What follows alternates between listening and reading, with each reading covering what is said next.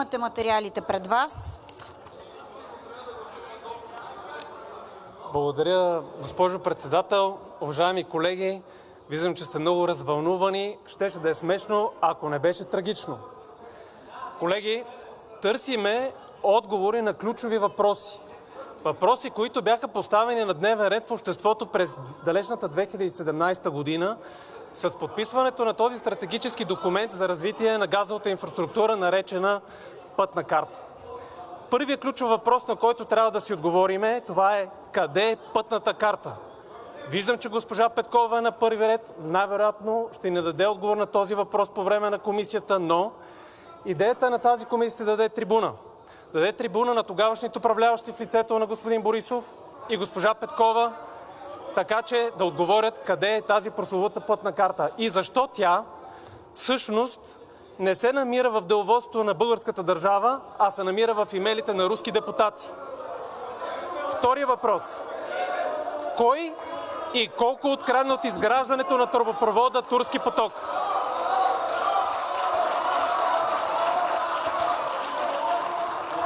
Колегите се радват, защото има ясни сигнали за тежка корупция. Знаеме, господа и дами, че много ви харесва това нещо. Време е българското общество да разбере за мащаба на кражбите. Трети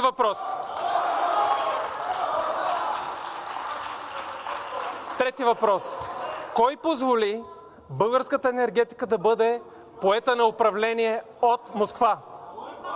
Как така се вземат решения стратегически за българската държава, при условие че всичкото това идва като заповеди от Москва? И не на последно място, защо тогавашното правителство на ГЕРБ, при условие че е било предупредено от службите за това, че изграждането на този проект ще даде възможност на руската държава да стартира войната в Украйна, все пак господин Борисов и госпожа Петкова правят необходимото, така че да се осъществи този проект? Много отговори, колеги, много въпроси, които искат спешни отговори. Сега ще изчета мотивите.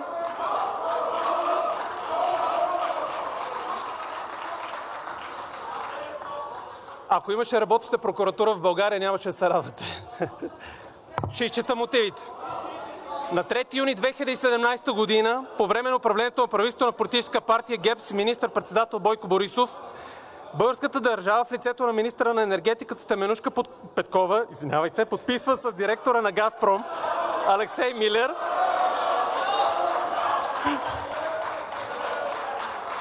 Госпожо Петкова, нямаше да спаднете в тази ситуация, ако не бяхте подписала тази карта.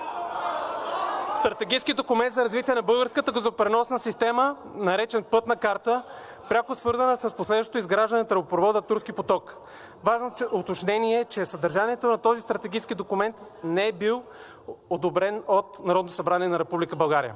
Въпреки това обаче, в основа на съдържанието на Пътната карта е била преправена енергийната стратегия на Република България, така че да съответства на поетите от българската страна ангажименти. Проектът Турски поток струва на българските граждани 3 милиарда лева за изграждане на нов тръбопровод, с който руската страна да заобиколи Украйна при транзита на руски природен газ за Европа. Изграждането на който на практика позволи Русия да започне войната в Украйна.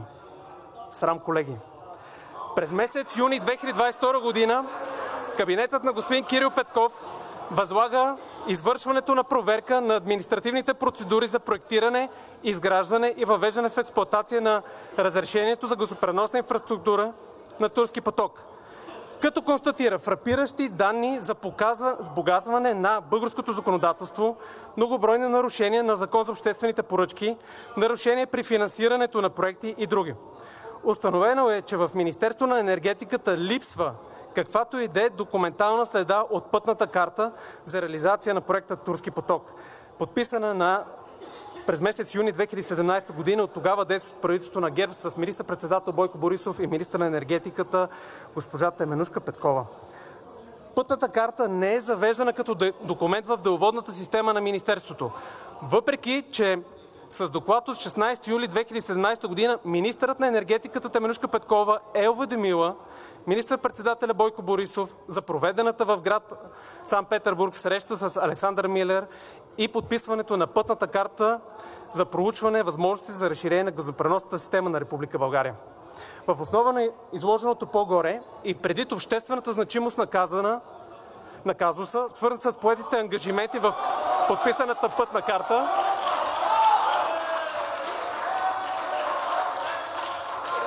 колеги, нямам търпение да дойде края на тази комисия да ви видя физиономията, като пратиме документите на прокуратурата. Нямам търпение прокуратурата да спре да си затваря очите за най-голямата корупционна, може би, сделка в България.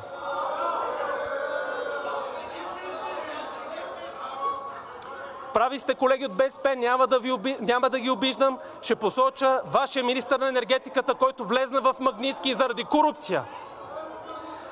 Така, бихме искали да създадем временната комисия, за да уточним следните неща. Първо, за да направим анализ на изтеклите в медии документи и снимки от електронните пощи на руски граждани. Ма, колеги, как може пътната карта да бъде в имейлите на руските граждани? Как може?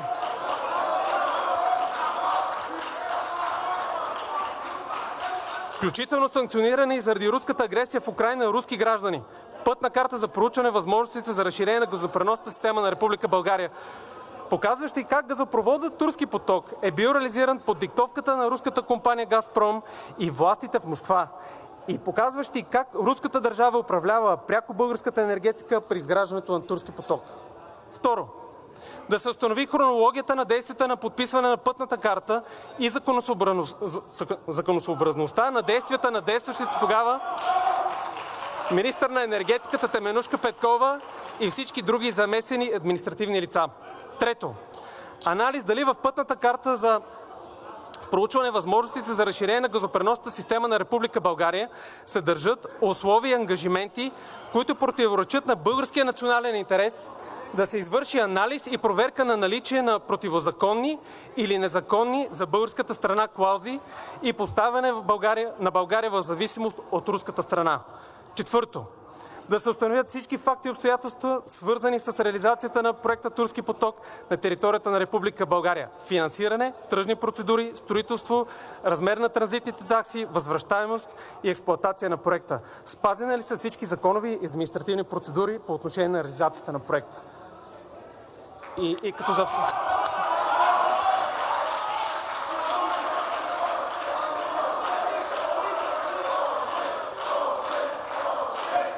Искате още, ще ви дам. Отново, нямам търпение да ви видя физиономиите, когато пратиме документа на прокуратурата.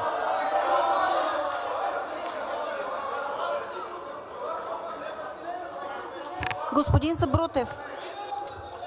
Сабрутев, ще ви помоля да се върнете да прочетете решението. Вие изчетохте мотивите, но прочетете решението, ако обичате. Проекта за решение. Имаш ли го? Проекта за решение. Госпожо председател, колегите искаха още, трябва да им дадеме. Проекта за решение трябва да се изчете, защото за създаване на временна комисия за установяване на факти и обстоятелствата относно изчезналия стратегически документ пътна карта за реализация на проекта за разширение на газопреносната система на Република България, както и всички факти и обстоятелства относно реализацията на проекта Турски поток на територията на Република България. Народното събрание на основание член 79 алинея 1 и 3 от Конституцията на Република България и член 37 от Правилника за организацията и дейността на Народното събрание реши две точки. Първо, създава временна комисия за установяване на фактите и обстоятелствата относно изчезнали стратегически документ пътна карта за реализация на проекта за разширение на газопреносната система на Република България, както и всички факти и обстоятелства относно реализацията на проекта Турски поток на територията на Република България. Второ, временната комисия се състои от 12 народни представители, избрани на паритетен принцип, по двама от всяка парламентарна група. Трето, избира ръководство и състав на временната комисия, както следва. Тук трябва да избереме. Четвърто, временната комисия изготвя доклад за резултатите от работата и установените факти и обстоятелства. Пето, временната комисия се избира за срок от 1 месец. И нека страха започне сега.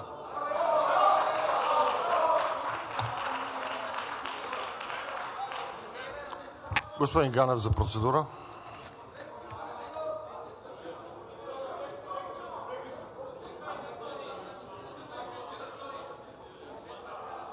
Господин председател, по начина на водене наблюдавам изключително неприятен момент, в който застава Венко Сабрутев, виден представител на ПП-ДБ, и ако в тяхната група има няколко клоуни, той не е такъв в никакъв случай.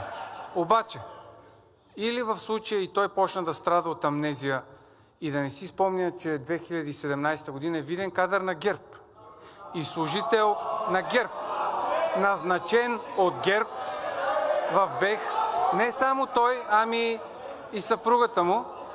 Да приемем, че това обаче той няма амнезия, тези неща ги помни. Тогава, според мен, имаме нужда от лекарския кабинет, веднага да дойде лекар, защото този човек живее с мисълта, че в залата е Путин, Русия, руснаци, всички са завладяли в момента и само той е на самотен остров. Едно от двете неща е. Тежка амнезия, обхванала така, както Атанасов го беше обхванал обсесия, че е преследван и от военно разузнаване. Трябваше Тагарев да му обясни, че не е разследван от военно разузнаване. Христо Иванов пък живееше с мисълта, че не знае кой е предложил промените в Конституцията. Всички те вкупом са преследвани от Путин и от руснаците. Ето сега и от залата Венко Сабрутев обясни, че руснаци, Путин, всички са в залата. Знаете ли къде се намирате? В България и всичко друго, но не сте адекватни.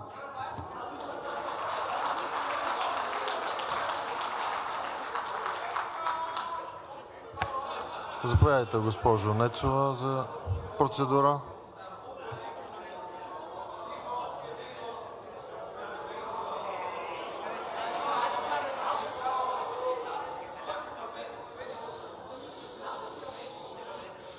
Господин председател, аз исках да помоля, тъй като госпожа Кирова не успя да въдвори ред в тази зала, да помолите колегите да пазят тишина, когато има изказвания от трибуната. Много е грозно, колеги. Смятам, че приличате много повече на Цирк дю Солей, отколкото на Народното събрание на Република България. И още едно нещо искам да уточня към господин Ганев, което се надявам вие да му предадете, че на български е Сабрутев, а на руски е Собрутев, затова да внимава как се обръща към Венко Сабрутев. Благодаря.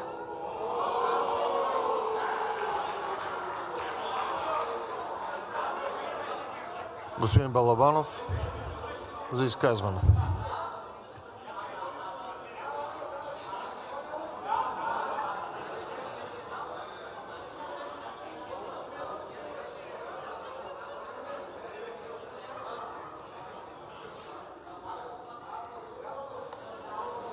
Благодаря ви, господин председател.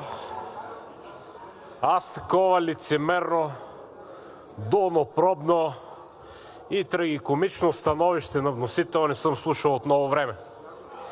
Господин, как се казваше на руски, на украински, на български, не знам как ти е фамилията. Скъпи Венко, къде беше 9 месеца, бе, моето момченце сладко? Както казва моя прекрасен колега Ивайло Вълчев, къде бяхте, като нямаше 9 месеца? Вие не осъзнавахте ли 9 месеца с кого работите, с кого управлявате? Правилни са изказванията на колегите ми, че вече тук и процедурите, и темите, и законопроектите са насочени единствено и само с цел предизборна кампания, от която си мислиш, че ще събереш още 10 гласа на жълтите павета. Няма да ви се получи, защото хората видяха какви лицемери сте. 9 месеца ти си правише, че няма такава пътна карта, не съществуваше за вас 9 месеца. 9 месеца по-късно сега се сетихте да правите комисии. Защо бе, скъпи Венко, този, който удобно служиш на един друг, където па неговия човек днеска го арестуваха за корупция в агенция Митници? Къде бяхте наистина 9 месеца, приятелю мои, скъпи, жарки? Къде? Какво беше? Кое е деловодството на държавата? В кое деловодство на държавата са попаднали сведенията за пътната карта? Може ли да ме светнеш кое е деловодството на тази държава? Я ми обясни на твоя лидер Кирил Петков, който е на първия ред, след като Бойко Борисов заради него и заради неговата политика спрямо Украйна, какво правише Кирил Петков на видеовръзка с Зеленски, с Делян Пеевски и Бойко Борисов в Народното събрание, гушнати, да изслушват лидера на Украйна? Защо, бе, Венко, ходиш Кирил Петков там? Той не знаеше ли, че Бойко Борисов спрямо твоите думи е възпроизвел войната в Украйна? Не го ли знаехте това нещо? 9 месеца. Или 9 месеца удобно прахте Бойко Борисов Изпрахте го добре, отде ми викаш, страха започва сега, документи ще ги вкараме в прокуратурата. В коя прокуратура, бе, Венко? С кой прокурор, бе, Венко? С прокурора на съдебната реформа на Христо Иванов ли? С този прокурор ли очакваш ти да се случи нещо? Аз ще ти кажа, нищо няма да се случи, Венко. И освен, че нищо няма да се случи, Венко, те уверявам, че нищо няма да ви се случи и на изборната кампания. Там ще изгубите много, Венко, защото българския народ отдавна разбра какви лъжци сте. Благодаря.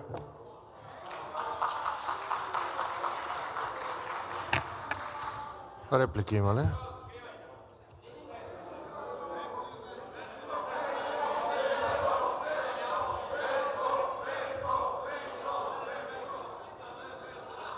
Няма желаещи за реплики. За изказване. Господин Йорданов, за изказване.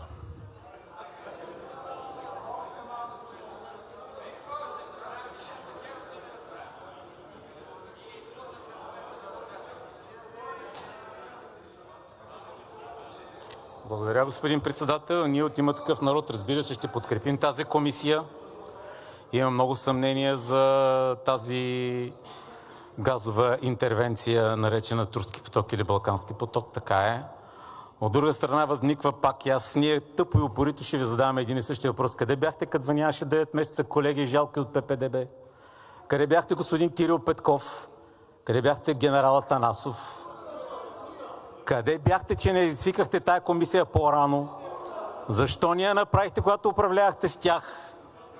Защо я предлагате малко преди изборите, когато вече те ви биха шута, употребиха ви и ви изхвърлиха като гумено предпазно съоръжение? Къде бяхте, бе, колеги? Защо сега дойде ентусиазма във вас? Ще я подкрепим, пак казвам, тая комисия. Така е. На ГЕРБ не трябва да се спестява нищо. А вие къде бяхте с тая амнезия? Къде бяхте, като обяснявахте, че ще изперете Бойко Борисов в онен запис? И мисля, че Кирил Петков там каза нещо пророчко. Обикновено пророка е шофьорчето. Но в случая в онен запис може би пророка е Кирил Петков, който каза, че ще стоите до тоалетната след това, което ще направите. Само дето ще стоите до тоалетна, няма ви даваме и 10 стотинки, защото някой може реши да ви използва като нещо, което е в тоалетната. Така че къде бяхте? Излезте и кажете защо сега? Защо не направихте тая комисия по-рано? Ние тогава щяхме да ви я подкрепим. Защо? Защо? Вие си бяхте с глобка, вие имахте достъп до властта, имахте правителство 9 месеца. 9 месеца самостоятелно правителство и няма комисия, има гласувания с ГЕРБ. Включително им гласувахте този, дето ще е служебен министър. С вашите гласове стана шеф на Сметната палата. Сега ще ревете като гайди. Излезте и отговорете, бе, колеги мои любими употребени. Някакво, как да кажа, ние ще ви съчувстваме. Човек, който е прецакан, другите могат и да му съчувстват. Господин Балабанов за реплика.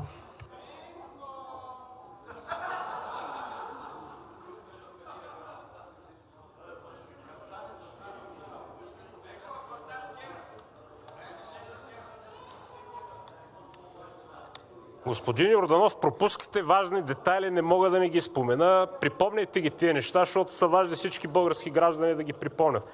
Господин Йорданов, припомнете на господин Венко и на господин Петков и на цялата им група, нали това правителство 9 месеца беше безалтернативно? Нямаше друга алтернатива в държавата, освен ясно евроатлантическо правителство с евроатлантик като Бойко Борисов и с други евроатлантик господин Делян Пеевски. Нали беше така? Или бъркам? Припомните и хубаво тия неща. Отделно припомнете на уважаемите български граждани всъщност на кого се молеше Кирил Петков? Кой не му дига телефона? Този, който създаде войната в Украйна, Бойко Борисов, според господин Венко. Господин Петков, защо звъните на Бойко Борисов при положение, че от него е произтекла войната в Украйна? Какво искате той да ви каже по телефона, господин Борисов? Ма не излезте на реплика, кажете. Имате тази възможност сега на трибуната. Признайте си, че вие извършихте най-голямата подмяна към българското общество тези 9 месеца. Сега тук и да ми правиш така с ръчичката, която ще изсъхне на изборите, няма никакъв смисъл. Казах ти го миналия път, ще го кажа пак. Ти си довиждане на изборите. Благодаря ти. Има ли друга реплика? Господин...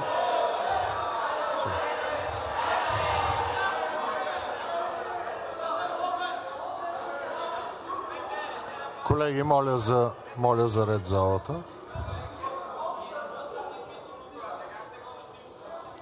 Уважаеми господин председател, уважаеми колеги, днес сме 7 вечерта вече. Видяхме, цял ден пропиляхте пленарно време, вместо да се занимаваме с законопроектите, които са важни за българските граждани. Вие отлагахте, правите панаири и циркове в момента, когато стигахме най-накрая до тази точка и вместо да я гласуваме, да дадем отговори, да се опитаме да дадем отговори на българските граждани, къде потънаха 3 милиарда и какво се случи с тази пътна карта? Как се появиха едни джипове на съпругата на Пиар Севи в дома им на Аркат? Строителя на газопровода в крайна сметка дал безвъзмездно едни джипове на съпругата на Пиар Севи. Съпругът на Пиар Севи. Това трябва да разберем, колеги. И много други въпроси. Но ние трябва да кажем, тъй като правя реплика на господин Тошко, това, което ние правим от 2021 година насам, българските граждани най-накрая, мисля, че след така от дистанцията на времето си дават сметка, че хората, които бутат влакът на държавата, България, сме ние от Продължаваме промяната Демократична България. Ние в 47-я парламент показахме, че нямаме никакъв проблем да работим с колегите от БСП, с колегите от ИТН. Вашият енергиен министър търси една година тази пътна карта и не можа да я намери. Но колегата наистина положи усилия. Но ние показахме, че можем да работим с вас, докато тези политики, които променят живота на българските граждани, се реализират. И в момента, в който вие се отклонихте от този път с господин Караджов, правителството падна.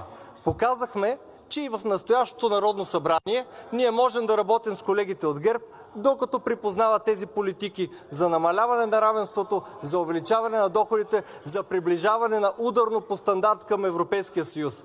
И това ще го правим и в 50-я парламент, и в 51-я парламент, докато българските граждани подкрепят за този курс и път към Европа. Благодаря.